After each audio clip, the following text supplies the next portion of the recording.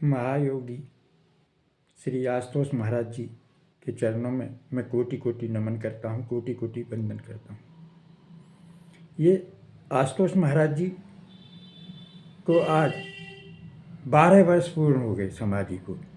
महाराज जी 28-29 जनवरी की रात्रि 2014 को गहन समाधि में गए थे महाराज जी, और आज 28 जनवरी 2026 यानी महायोगी की समाधि के 12 वर्ष पूर्ण हुए। मैं विजेंद्र भैया महाराज जी का शिष्य हूँ। 2007 में 1 मार्च 2007 को मैंने ज्ञान लिया था और मैं अनेक गुरुओं के पास गया था। मैं आपको अपना अनुभव शेयर कर रहा हूँ कि जब से मुझे महाराज जी मिले हैं मैं अनेक गुरुओं के पास गया। जो महाराज जी ब्रह्म ज्ञान बांट रहे हैं ये दुर्लभ ज्ञान है। कुछ लोग कहते हैं कि महाराज जी ने ये निःशुल्क निस्वार्थ क्यों दे दिया। महाराज जी ने कहा ये कली काल चल रहा है, तो कली काल में अगर मैंने शर्तें लगा दी या ज्ञान को परख के दिया तो यहाँ कोई नहीं रुकेगा, क्योंकि कलयुग केवल नाम आधारा, सुमर सुमर नर उतर पारा। जब जब धर्म की हानि होती है, जब जब पाप बढ़ता है, तो जैसे राम कृष्ण आदि भगवान ने यहाँ अवतार लिया, तो उसी तरह आज आशुतोष भगवान विश्व का कल्याण के लिए, विश्व में शांति स्थापित करने के लिए, भारत को जगत गुरु बनाने के लिए यहाँ पे आए। मैं डंके की चोट कह रहा हूँ। मैं किताबों की बात नहीं कह रहा आपसे, मैं अपने अनुभव की बात कह रहा हूँ। मैं 76 से यानी 1976 से मैं गीता पढ़ता था, तो मेरी कुछ समझ नहीं आता था। मैं ये कहता था मैं कौन सा भक्त हूँ, क्योंकि भक्त 4 प्रकार के होते हैं। एक आर्त भक्त होता है, एक अर्थार्थी होता है, एक जिज्ञासु होता है, एक अनन्य भक्त होता है। लेकिन जब मुझे दिव्य गुरु आशुतोष महाराज जी मेरे जीवन में आए, जब उन्होंने मुझको चुना, तो मेरी समझ में आया कि भक्त तो केवल एक ही होता है, जिसे अनन्य भक्त कहते हैं। अनन्य भक्त का मतलब है कि प्रभु के सिवा जिसको किसी का कोई ध्यान ना रहे। और भक्ति स्वतंत्र सकल सुख खानी भक्ति जब ही आएगी कि जब जीवन में पूर्ण गुरु आएंगे। पूर्ण गुरु दिव्य चक्षु को खोल के, ये जो महाराज जी हैं हमारे आशुतोष महाराज जी, ये दिव्य चक्षु को खोल के दिव्य दृष्टि प्रदान कर ईश्वर का साक्षात्कार कराते हैं। जैसे विवेकानंद को श्री रामकृष्ण परमहंस ने कहा, ऐसे ही मेरे गुरु आशुतोष महाराज जी ने मुझे ये ज्ञान प्राप्त किया। और मैंने अनेकों बार महाराज जी से सुना है, महाराज जी ने आज तक जो भी कहा है वो सत्य साकार हुआ है, इसमें कोई संशय नहीं है। मैं प्रमाण हूं। महाराज जी के करोड़ों शिष्य प्रमाण हैं। और ये जो लॉकेट है ना, ये लॉकेट में भी महाराज जी प्रकट होकर दिखा देते हैं। कुछ लोगों ने ये भी पूछा कि महाराज जी का लॉकेट क्यों पहना जाता है, तो हम ही शिष्य इस चीज़ को बता सकते हैं, प्रमाणित कर सकते हैं कि महाराज जी प्रकट होकर दुष्प्रवृत्तियों से बचाते हैं। यानी जब जब धर्म की हानि होती है, पाप बढ़ता है, तो यहाँ प्रभु अवतार लेते हैं। तो मेरे जो आशुतोष महाराज जी हैं वास्तव में भगवान हैं, इसमें कोई संशय नहीं है। और ये राक्षसों का विनाश करने के लिए आए हैं, धर्म की स्थापना के लिए आए हैं, और सज्जन पुरुषों की मतलब उनकी बचाने के लिए आए। जब जब होए धर्म की हानि, बाढ़ई असुर अधम अभिमानी, तब तब प्रभुले विविध शरीरा। तो महाराज जी ने जो ये अवतार लिया है, महाराज जी के लिए कोई काम भी कठिन नहीं है, कोई भी काम कठिन नहीं है। कृष्ण भगवान ने गोवर्धन को उठाया, लोगों ने केवल डंडे लगाए थे, डंडे, लेकिन कृष्ण भगवान ने एक उंगली पर गोवर्धन को उठाया था।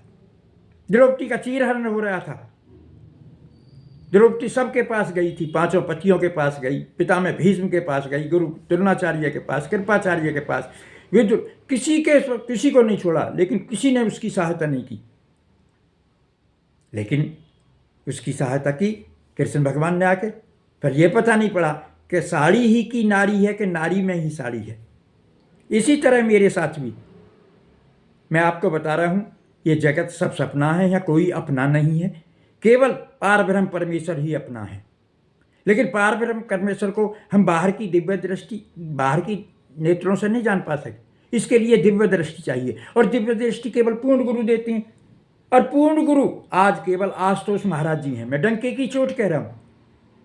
यहाँ पाखंडियों की पोल खोली जाती है, कलई खोली जाती है, क्योंकि जब तलक न देखूं अपनी नैनी तब तलक न पतीजूं गुड़ की बैनी। हलवा की बात करने से हलवा का स्वाद मालूम नहीं होगा, हलवे को खाने से, बना के खाने से स्वाद मालूम होगा। क्योंकि खाण खाण कहने से कबहू ना मुँह मीठा होए, मुँह मीठा होए खाण के खान से। और राम राम कहने से कभी ना शांति आए, शांति आए राम की पहचान से। और नीम नीम कहने से कबहू ना मुँह कड़वा होए, मुँह कड़वा होए नीम की जबान से। तो श्रोतव्य, मंतव्य, द्रष्टव्य, दैन गंतव्य, ध्यानपूर्वक मेरे विचारों को सुने। ये विचार जो है बड़ी मुश्किल से, मतलब गुरु की ही कृपा से है। मैं कुछ नहीं बोल सकता, मैं तो उसका इंस्ट्रूमेंट हूँ। जैसे कृष्ण के हाथ में जब बांसुरी आती है तो वो बहुत मधुर बजती है। महाराज जी ने कई मुझको अनुभूति दी है। महाराज जी ने मेरे से ये भी कहा था कि तुझसे जन क्या कराना है। स्वामी जी एक बार मुझे उनके चरणों में लेके गए। महाराज जी ये चरण छूना चाहते हैं, लेकिन महाराज जी ने मुझको बहुत दूर खड़ा कर दिया और गुलाब के फूल को बार बार इस तरह दिखा के ये कर रहे थे और मेरे पर दिव्य दृष्टि डाल रहे थे। मैं कुछ नहीं था, मैं कांपता था, मैं बोलना नहीं जानता था। लेकिन निर्मल मन जन सो मोहि पावा, मोहि कपट छल छिद न भावा। जो अपने मन को पवित्र करेगा, जो निर्मल होगा, क्योंकि ऐजी सो सोयूरी, जो जैसा बोएगा वैसा काटेगा। मैं तो केवल महाराज जी के जो अनुभव हैं उनको आपसे साझा करना चाहता हूँ, क्योंकि आज विशेष दिन है। आज महाराज जी को पूर्ण 12 वर्ष हो गए हैं और मेरे मन में ये विचार आया तो मैं महाराज जी के चरणों में गया। तो महाराज जी से मैंने कहा, महाराज जी आपके चरण छू लूँ? कुटिया में थे महाराज जी। तो बोले हूँ। तो महाराज जी ने फिर मेरे से कहा, क्या करते हो?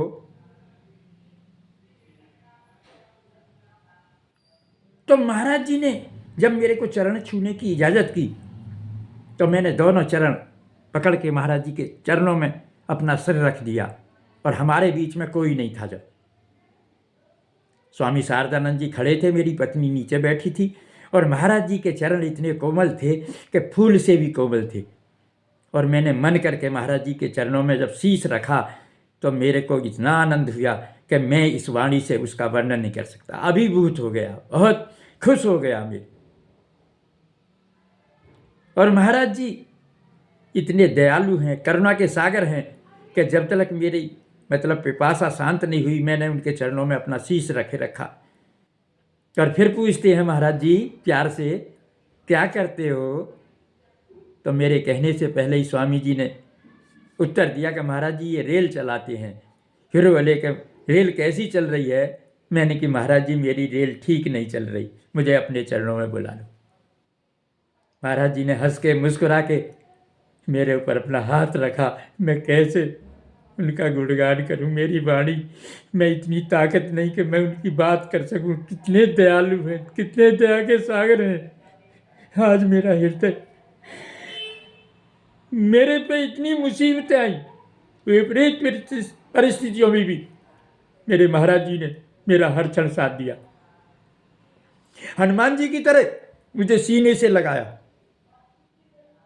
यहाँ कोई अपना नहीं है, जगत सपना है। केवल गुरु ही, गुरु ब्रह्मा है, विष्णु है, महेश है और गुरु साक्षात हरि है। ऐसे गुरु के चरणों में कोटि कोटि वंदन करता हूँ, कोटि कोटि प्रणाम करता हूँ। और अनुभव तो मेरे पास बहुत हैं, मैं आगे भी साझा करूँगा। लेकिन मैं आप सभी से ये प्रार्थना करता हूँ कि ये समय निर्माण का है, ये समय 2 युगों के मिलन का है। कलयुग जाएगा और सतयुग आएगा। महाराज जी समाधि से उठेंगे